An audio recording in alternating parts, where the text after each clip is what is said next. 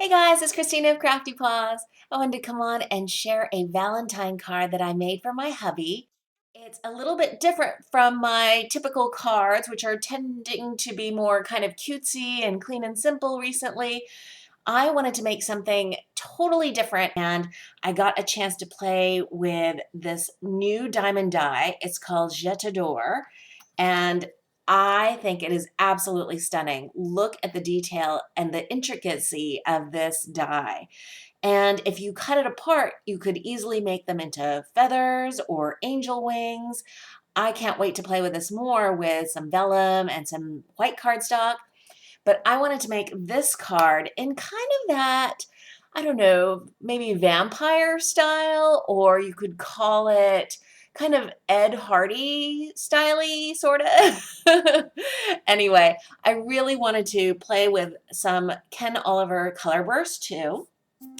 So for my card front, I started wetting down with a brush and just plain water some 140-pound watercolor paper by Strathmore. And now I'm sprinkling on some Ken Oliver Color Burst in Merlot.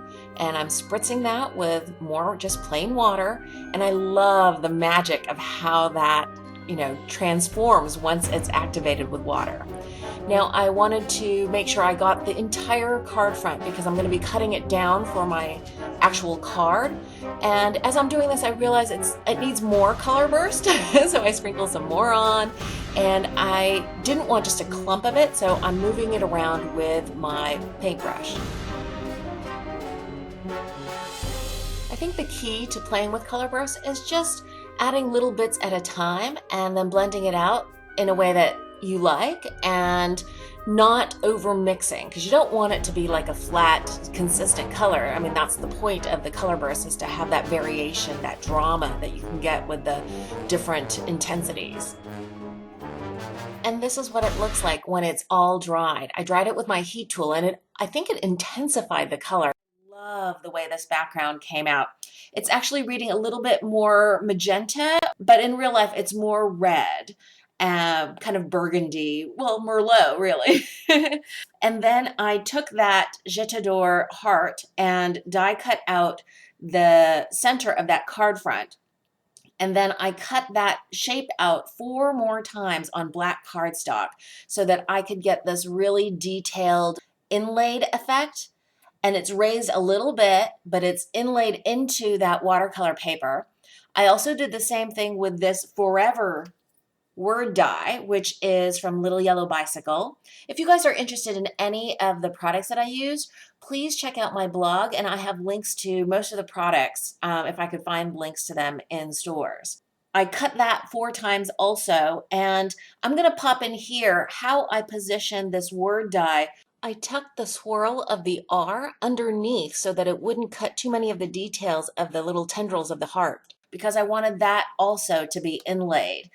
And then it was a matter of a lot of intricate cutting with an X-Acto knife so that I could get like the bottom loop of the F around this tendril of the heart. I did the same thing here, this tendril here with this swirl of the R. I also had to cut away a little bit of the top of the F here for this tendril from the heart. Lots of detailed cutting, and then lots of detailed kind of gluing back in. This is a picture of kind of how it looks midway through, putting all the tiny, tiny puzzle pieces back into place. And then I decided I wanted a little more dimension, some more pop, so I wanted to add these butterflies. And they are really intricate too. I wanted to make sure everything that I die cut had kind of the same flavor, meaning that they're all kind of intricate. I took the Memory Box Kensington border die that I had, and I die cut these out multiple times with black cardstock, and then I cut away where it's connected here, all along here, so that I would just have the separate butterflies. And I layered each butterfly with 2 little butterflies. And then I manipulated the cardstock so that it looks like the butterflies are popping off of the card base. They look like they're just kind of in flight almost. And then I took some Recollections black or ebony glitter glue and put that along the body of each of the butterflies. And then I thought, something's missing. I feel like it's too matte, so I coated everything with this clear Wink of Stella brush. If I had had a black one, I would have done that, but there is a ton of sparkle on every black cardstock surface. The butterfly wings, the forever, the heart, I love that shimmer. It really gives it a nice kind of almost magical look.